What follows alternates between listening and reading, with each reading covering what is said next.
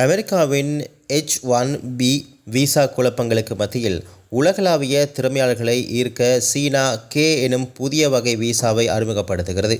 H-1B visa முறை மூலம் அமெரிக்க நிறுவனம் வெளிநாட்டிலிருந்து சிறப்பு திறமை வாய்ந்த ஊழியரை சட்டப்பூர்வமாக அமெரிக்காவில் வேலை செய்ய அழைத்து வர முடியும். இருந்தபோதும் சமீபத்தில் அமெரிக்க ஜனாதிபதி டொனால்ட் ட்ரம்ப் H-1B விசாவுக்கான கட்டணத்தை வரலாறு காணாத வகையில் உயர்த்தி வெளிநாட்டு பணியாளர்களுக்கு அதிர்ச்சி அளித்தார். H-1B விசா வைத்துள்ளவர்களில் இந்தியாவிற்கு அடுத்து சீனா 2ஆம் இடத்தில் உள்ளது.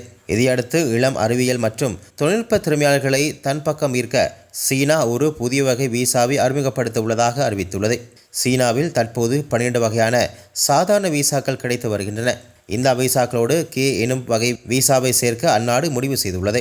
இந்த விசா மற்ற விசாக்களோடு ஒப்பிடுகையில் எண்ணிக்கை, செல்லுபடியாகும் காலம், தங்கும் காலம் ஆகியவற்றின் அடிப்படையில் தகுதியான இளம் அறிவியல் மற்றும் தொழில்நுட்ப நிபுணர்களுக்கு அதிக வசதிகளை வழங்கும். H-1B விசாவை போன்று இல்லாமல் இந்த கே விசாவும் மிகவும் எளிமையான மற்றும் நெகிழ்வான நடைமுறைகளை கொண்டதாக இருக்கும் என்றும் கூறப்படுகிறது. மேலும் இந்த விசாவுக்கு விண்ணப்பிக்க விண்ணப்பதாரருக்கு சீனாவில் உள்ள எந்த ஒரு நிறுவனத்தின் ஆதரவும் தேவையில்லை என்றும் தெரிவிக்கப்பட்டுள்ளது. இதற்காக வெளிநாட்டினரின் நுழைவு மற்றும் வெளியேற்றத்திற்கான ஒழுங்குமுறைகளை திருத்துவதற்கான உத்தரவில் சீன பிரதமர் லீ கியாங் கையெழுத்திட்டார்.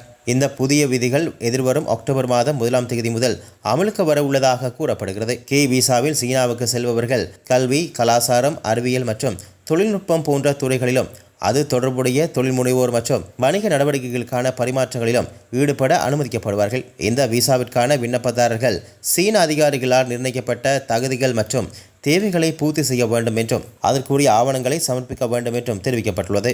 பாலஸ்தீனத்தை தனிநாடாக அங்கீகரிப்பதாக பிரான்சும் அறிவித்துள்ளது. ஐக்கிய நாடுகள் சபையில் சிறப்பு கூட்டத்தில் பிரான்ஸ் ஜனாதிபதி இமானுவேல் மேக்ரான் இதனை தெரிவித்துள்ளார். அதேவேளை பாலஸ்தீனத்தை தனிநாடாக 140க்கும் மேற்பட்ட நாடுகள் அங்கீகரித்துள்ளன. இதற்கிடையே பாலஸ்தீனத்தை தனிநாடாக அங்கீகரிப்பதாக இங்கிலாந்து, கனடா, ஆஸ்திரேலியா ஆகிய நாடுகள் அறிவித்துள்ளன. உலக நாடுகள் பாலஸ்தீனத்தை தனிநாடாக அங்கீகரிப்பதற்கு இஸ்ரேல் பிரதமர் நெதன்யாகு கண்டனம் தெரிவித்துள்ளார் என்பதும் குறிப்பிடத்தக்கது. ஹமாஸ் அமைப்பின் கடற்படை துணை தளபதியை கொன்றுவிட்டதாக இஸ்ரேல் இராணுவம் அறிவித்துள்ளது. இஸ்ரேலின் கடற்படை மற்றும் புலனாய்வுத்துறை வழங்கிய தகவலின்படி இஸ்ரேல் விமானப்படை நடத்திய தாக்குதலில் ஹமாஸின் கடற்படை துணை தளபதி இயாத் அபு யூசேப் கொல்லப்பட்டதாக தெரிவிக்கப்பட்டுள்ளது. இது பற்றி இஸ்ரேல் இராணுவம் கூறுகையில், கடந்த 2023 அக்டோபர் 7ஆம் தேதி இஸ்ரேல் மீது ஹமாஸ் நடத்திய தாக்குதலில் இயாத் அபு யூசேப் பங்கேற்றதாகவும் காசா பகுதியில் இஸ்ரேல் இராணுவத்துக்கு எதிரான தாக்குதல்களில் அவர் ஈடுபட்டதாகவும் கூறப்பட்டுள்ளது.